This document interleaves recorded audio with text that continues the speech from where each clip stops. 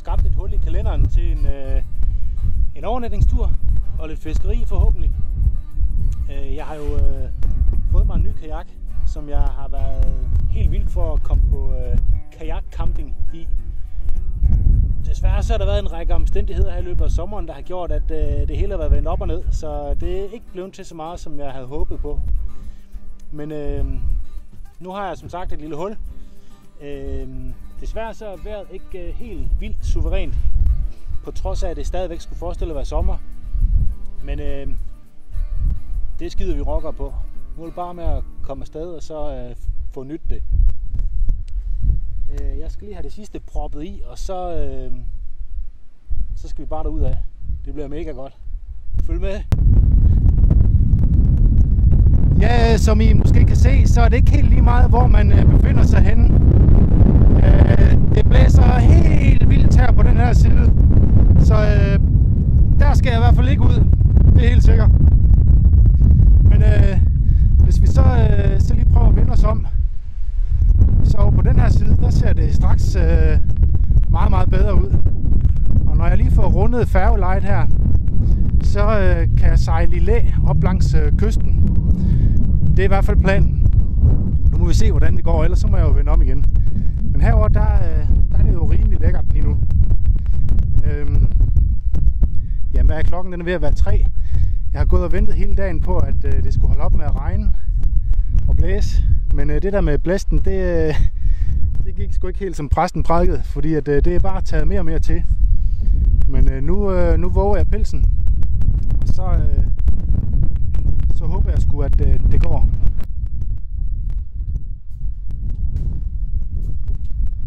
Den nye kajak er pakket til bristepunktet.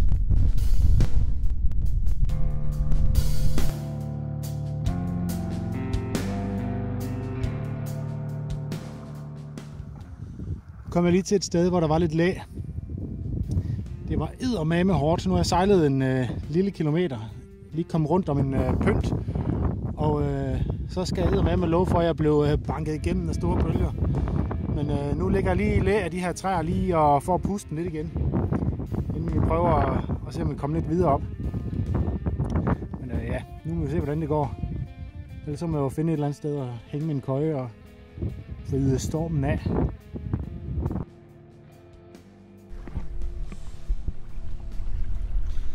Hej igen. Ja, jeg har sgu valgt at kapitulere i forhold til min idé om, hvor jeg skulle have været henne og sove i nat. Jeg må erkende, at ja, det ser ikke sådan ud, når man står her, for nu står jeg i læ af nogle høje træer, sådan en bugt. Men det blæser altså pænt meget derude. Og selvom vinden skulle forestille at være fra vestlig retning, så har jeg altså oplevet, at den har skiftet rundt. Det har været lidt en kamp, må jeg nok sige. Så jeg har kun sejlet måske lige knap en tredjedel af, hvad jeg havde forestillet mig. Med hensyn til fiskeriet har det også været lidt en udfordring. Dels at holde balancen, men også holde retning og så videre, og så kunne håndtere stængerne. Så det er heller ikke blevet til så meget, som jeg havde håbet. Men der er heldigvis sådan rimelig dybt ind under land her, så og jeg ligger i læ, så jeg regner med, at jeg skal prøve at fiske lidt herfra, både fra kysten, men måske også i kajakken. Men hvis jeg lige prøver at vende jer rundt her, så kan I se, at jeg har fundet sådan et lækkert lille sted, sådan ikke ret langt fra kysten. Og jeg har sådan lige hurtigt kigget derinde og vurderet, at jeg burde nok kunne finde et par træer, jeg kan smide køjen op i. Og der er også sådan en lækker lille plads her, hvor jeg kan lave et bål i aften. Så det tror jeg sgu, det bliver verdensklasse. Så er det jo bare med at skrue hyggen på, og så nyde det så godt man kan. Så nu begynder det at regne, kan jeg se, så nu tror jeg bare, jeg skal til at have fingrene ud af gaskanalen, og så få den der køje hængt op. Vi ses!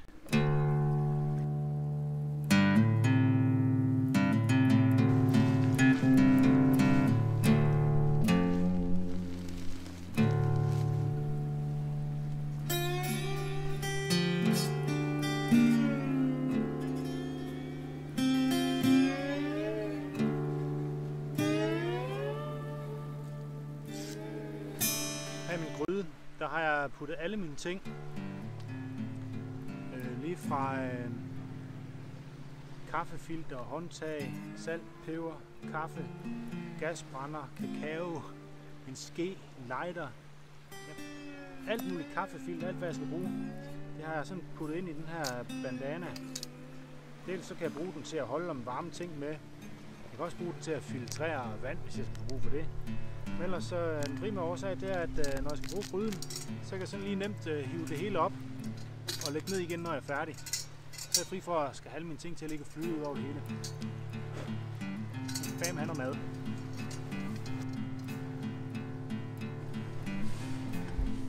Ja, det forholdt sig jo sådan, at jeg havde så travlt med at komme afsted, at jeg har sgu helt glemt at få frokost. Og derfor så den der portion boller i karry, jeg lige har fået til aftensmad, det var sgu ikke helt nok. Men heldigvis så har jeg taget sådan en af de her frysetørrede fætre med. Der er noget spaghetti og noget chaus nede i, så nu vil jeg lige prøve at lave sådan en. Det har jeg nemlig ikke prøvet før. Og så ser vi sgu lige, om det er noget, der kan spises fremadrettet. For det er jo dejligt nemt. Sådan en pose.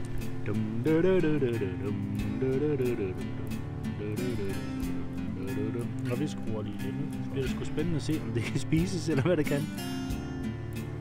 Ikke fordi jeg er sådan sindssygt sulten, men jeg må indrømme, jeg kunne godt lide at spise lidt mere. Den der lille dåse boller i karry, den var sgu ikke helt nok.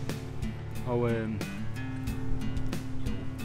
som et lille forsøg, så laver vi det. Jeg vender frygteligt tilbage med en dom over sagerne, når vi kommer lidt videre i teksten. Det er jo for øvrigt ganske herligt at sidde og lave aftensmad sådan et sted som her.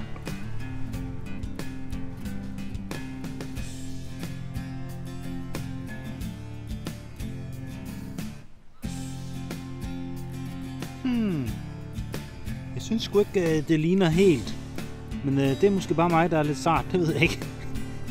Man skal i hvert fald kigge rigtig godt efter for at finde noget kød i det her. Men nu bliver det spændende at se, hvordan det så smager.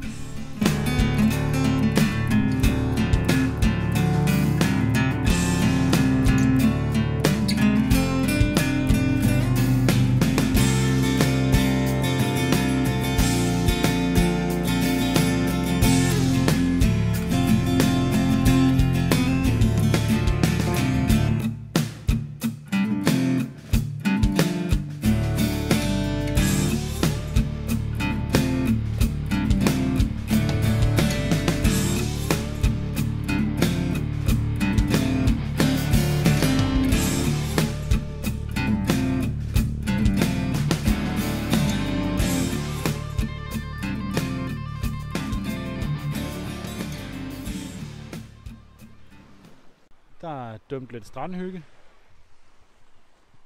Kajakken ligger herhen. Og køjen hænger her.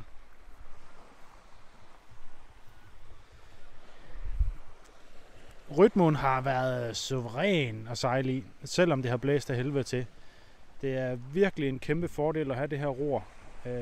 Hvis jeg var sejlet i tempoen, så er jeg ret sikker på, at jeg ville have fået en del grå hår i hovedet. Fordi vinden den kom direkte ind fra siden, eller sådan skråt fra siden. Så jeg ville have drevet af helvede til, for at sige det lige ud.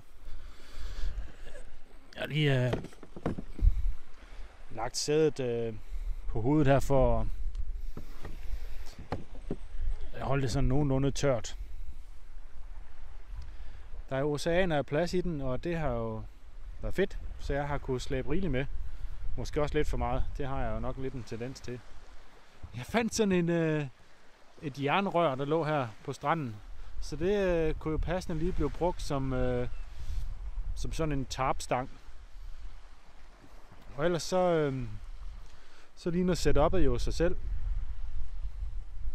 Bortset fra, at jeg jo selvfølgelig er i henne til køjen. Jeg har hængt min underquilt på.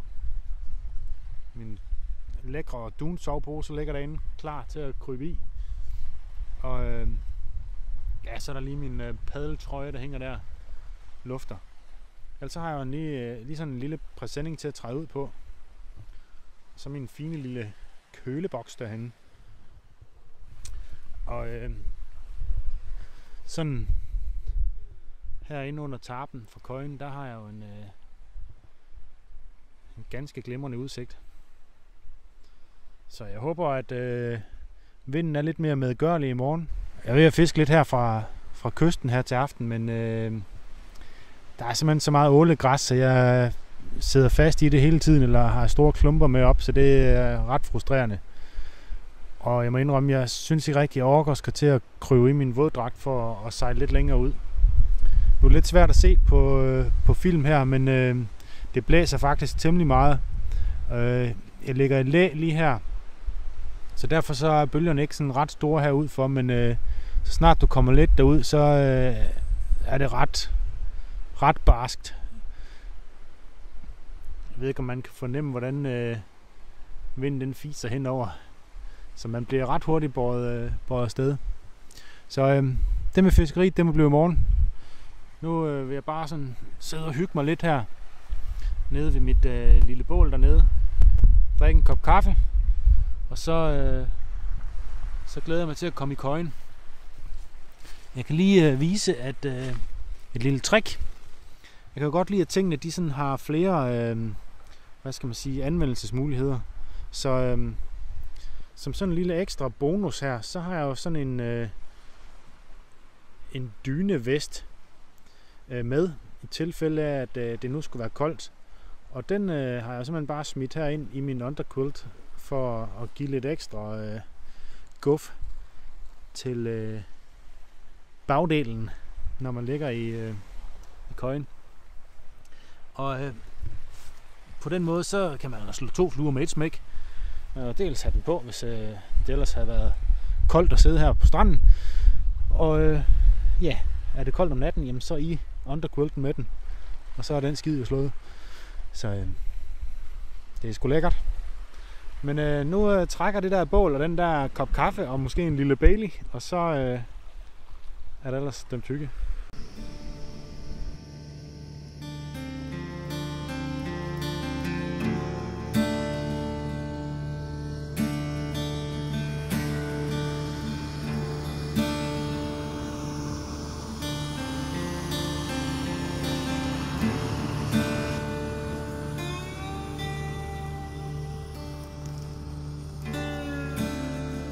Så er jeg ved at gå klar til aftenskaffe.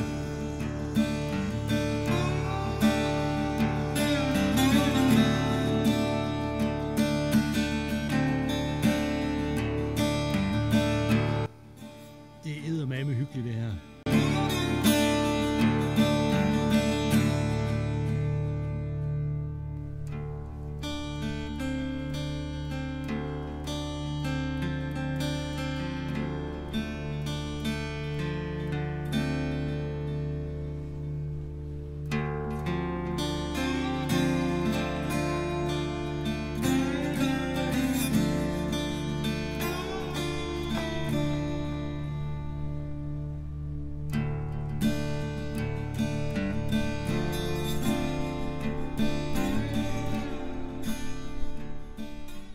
Når jeg sover her i Køjen, så kan jeg lige hænge mit tøj hen over den her ridgeline, som ellers holder myggenettet op.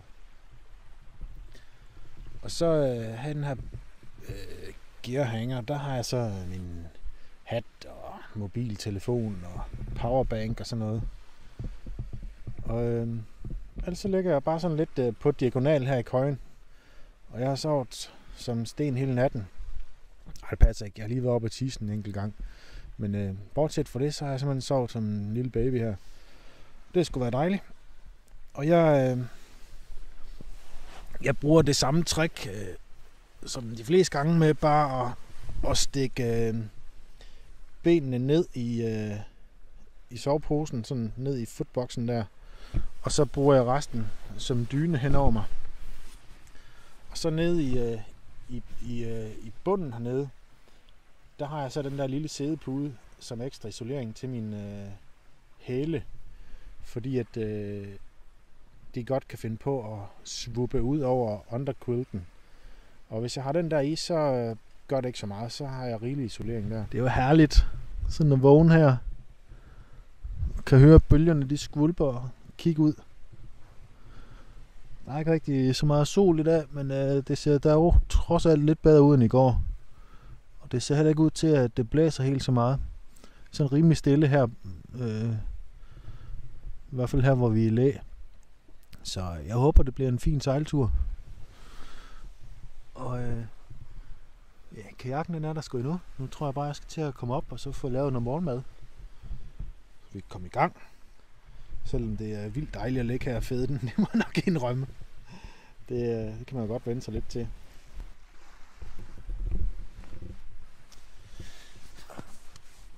Det er jo dejligt, at jeg endelig kommer afsted.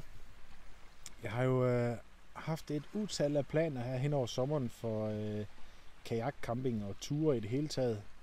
Både solo, men også med et par af mine børn. Men en række trælse omstændigheder har gjort, at det hele det er gået i vasken. Det går jo sjældent som præsten prædiker, som bekendt. Og der har været kyssesyge indover, og der har været lortevejr på de weekender, hvor man havde fri. Lige et kæmpe insekt.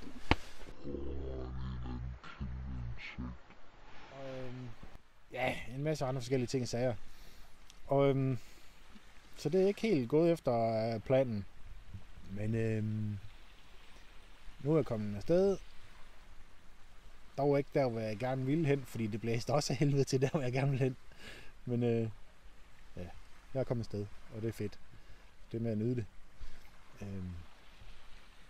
Så jeg fandme godt lige ligge her lidt mere. Sat mig dejligt. Men det går ikke. Jeg skal til at gøre noget.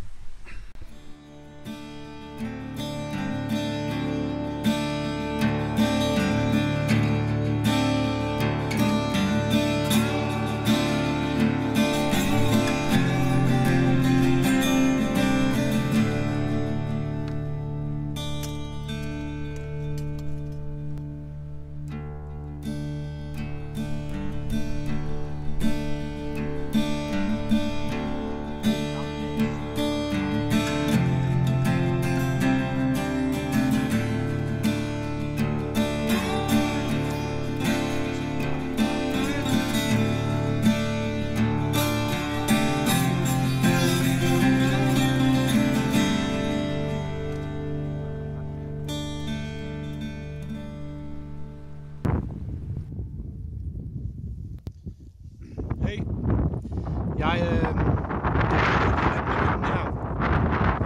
der er sindssygt meget ålegræs i vandet, så fiskeriet det er noget op ad bakke. Jeg sidder simpelthen fast i det lort hele tiden.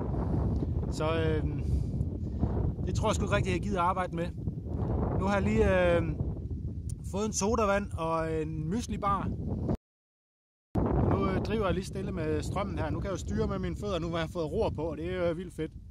Mangler bare lidt sejl, så har det været helt perfekt. Men jeg tager en slapper her stille og roligt, og så padler jeg hjem til bilen. Eller hen til bilen, så vi kan komme hjem igen. Nu skal jeg bare hen om pynten derhen, og så forbi færgelejet, og så hen til bilen.